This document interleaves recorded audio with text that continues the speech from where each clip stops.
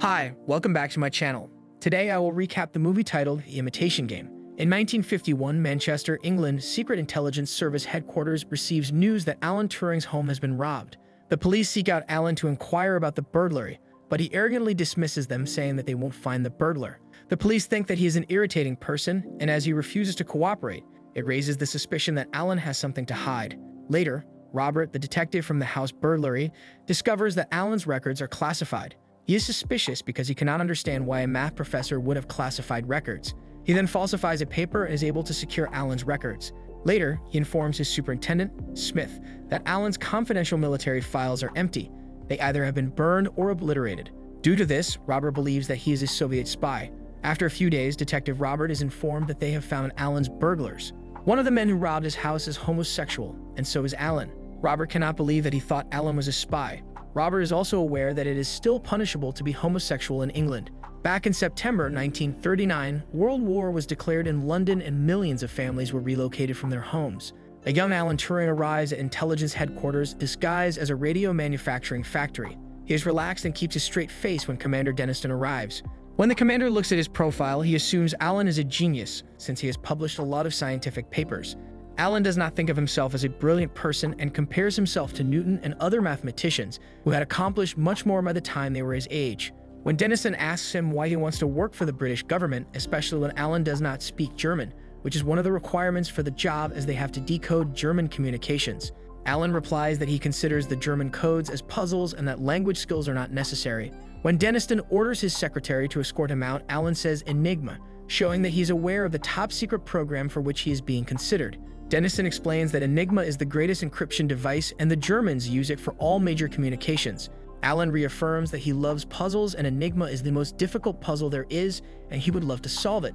Later, Alan joins 5 other members of the Enigma program. Denniston has a real Enigma machine smuggled out of Berlin that they need a specific setting on the machine to decode the messages. The Germans change the settings every night at 12. Every morning at 6, the codebreakers intercept the first transmission and have barely 18 hours to crack the code before it changes, and they have to start all over again. Hugh, the captain of the Enigma unit, calculates that this means there are 159 trillion possibilities every day. Alan is reluctant to operate with a team, saying that the rest will just slow him down, but the head of intelligence services, Stewart, informs them that 4 men have died in the last few minutes because of the unbroken code and orders them to begin. Alan then explains that it is easy to get German messages, but it is impossible to decode them. After some time, as the crew wants to take a lunch break, Alan declines. After they leave, he continues his work on a machine that can decode Enigma instantly. The following day, Alan complains to Denniston that his team captain, Hugh, has refused his funding request for the parts he needs to develop his machine. Denniston tells him that his co-workers do not like him and that he should complain to someone else until he addresses their complaints. Alan begs that he only needs £100,000, but his request is denied. Alan inquires about Denniston's superior officer and learns that Winston Churchill is in charge. Alan then writes a letter to Churchill and asks Stewart to deliver it. Later, Denniston informs the entire team that Alan has been put in charge on Churchill's orders.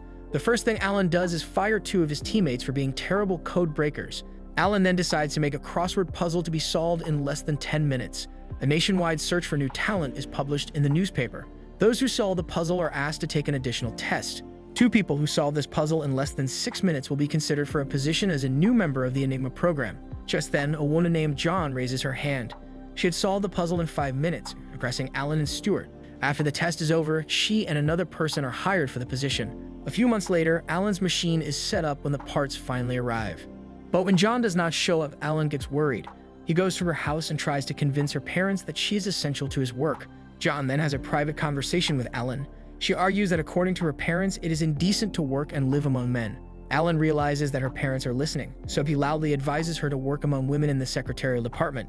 John then packs her things and leaves with him.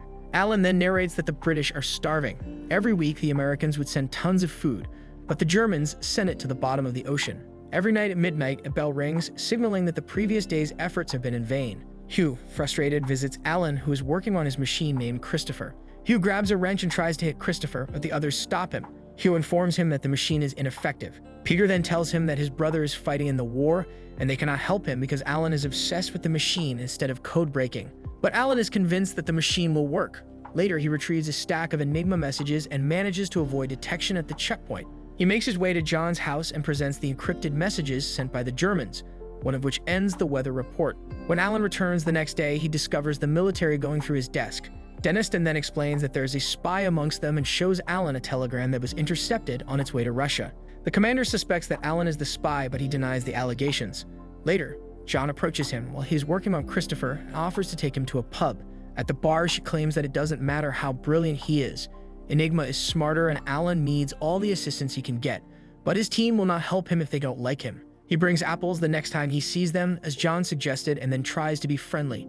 Afterward, when they turn on Christopher, it starts working. The team waits to see if it can reveal the Enigma settings for the day, but fails to produce any results. Days later, Alan is surprised to see Deniston and tries to keep him out by barricading the door. Deniston barges in and shuts Christopher off. Deniston tells him that his machine is useless, but Alan defends Christopher even though it has not decoded a single German transmission. Who stops Deniston and says that if he fires Alan, they would have to be fired too, since they believe his machine can work. Deniston agrees to give him 1 more month to solve Enigma or they will all be fired. Later in the pub, Hugh tells Alan that he has decoded the encrypted message to the Soviets and knows that Alan is not the spy because he wouldn't have encrypted his message with a simple Bible verse. A few days later, John finds Alan attempting to solve mathematical equations so Christopher can run through more settings every day. She stops Alan to inform him that she must return home since her parents are dissatisfied with her being unmarried. Alan then advises her to marry and proposes with a ring made out of a piece of electrical wire. Afterward, they celebrate their engagement in the pub. While John dances with Hugh, John converses with Alan, who admits to being gay. John sympathizes with Alan and advises him to keep it a secret because homosexuality is illegal and Deniston is seeking any reason to imprison Alan. After some days, the team waits for Christopher to crack the code, but then the buzzer sounds and they have to start over. In the pub, Alan overhears Hugh flirting with John's co-worker and has a realization about German-coded messages, so he sprints back to his machine. He takes out the previously decoded messages and points out that Christopher does not have to look through all the options, but that the computer can search for the words they know will be in the message. They remember that the morning weather report ends with Heil Hitler. To decipher the code, they can have Christopher look up the phrases weather, Heil, and Hitler. The teams put it to the test with a message sent in the morning. Just then, Christopher comes to a complete stop. They take the letters it generates and return to the Enigma machine where they type the message. The team realizes that they've cracked the Enigma. Throughout the night, the team works tirelessly. As a result, they are able to create a map showing all the ships in the sea. Just then, John points out that the Axis ships are about to attack a British passenger convoy. Who tries to contact Deniston, but Alan interrupts him. He points out that they must let them sink or the Germans will learn that they have broken Enigma. The Germans will then cease radio contact and revise the design of Enigma. In order to win the war, they must sacrifice the lives of the people on the boats. When Peter realizes that his brother is in one of the convoys, he breaks down. But Alan simply apologizes and everyone agrees with him. After a few days, Alan and John travel by train into London. At a restaurant, they meet Stuart and reveal that they have decoded Enigma, but they need his help in deciding how much information to use and which attacks to abort. As they continue their work, Alan notices a Bible and remembers Hugh's words about a Soviet spy using a Bible verse.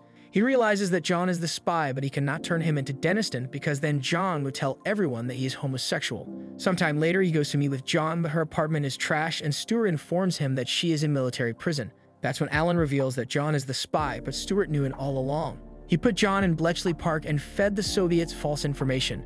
He then asks Alan to help him with espionage. He also tells him that he lied about John as she's at the market at this time. After that, Alan meets with John and asks her to break up with him because of his sexuality. John still wants to be with him, arguing that they love each other in their own way. To save her from Stuart, he lies to her about not ever caring for her and breaks up with her. After a few years, the war finally ends and Stuart asks the group to leave the premises and burn all their evidence. The scene shifts to 1951, where Alan tells Detective Robert that he has told him his story and as a result the police let him go. Afterward, in 1953, John pays a visit to Ellen, who now lives alone. Alan tells her that the judge has offered him the choice of 2 years in prison or 2 years of weekly hormone therapy to help him overcome his homosexual tendencies. Just then, John's wedding ring catches his eye and she tells him that she is happily married. She then asks him to do a crossword puzzle out of nostalgia, but he is unable to do it because his brain has been damaged by hormone treatment and has developed Asperger's syndrome. John then explains to him that no one could have done what they did if they were normal people. She then thanks him for saving millions of people in the war and leaves. After some time, Alan gazes at Christopher, his life partner, before switching the lights off. The movie ends with the explanation that Alan Turing killed himself in 1954 following a year of government-mandated hormonal therapy. In 2013, Queen Elizabeth granted him a royal pardon in recognition of his wartime efforts.